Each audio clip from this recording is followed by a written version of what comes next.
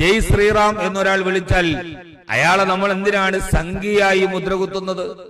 ജയ് ശ്രീറാം എന്ന് ആദ്യമായി വിളിച്ചത് ഹനുമാനാണ്.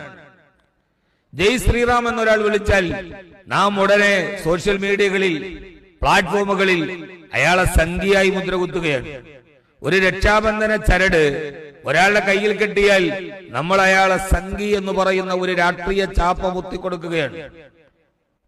ഇപ്പോ ശതകോടീശ്വരനായ അംബാനിയുടെ മകന്റെ വിവാഹത്തിൽ അംബാനിയുടെ മകൻ ജയ് ശ്രീറാം എന്ന് വിളിക്കുന്നുണ്ട്. ചില പ്രൊഫൈലുകൾ സംഘികളാക്കാനുള്ള ഒരു വലിയ തത്രപ്പാടിലാണ്. നാം അവിടെ ചോദ്യം ചെയ്യുന്നത് രാഷ്ട്രീയ നിലപാടുകളെ കുറിച്ചാണ്.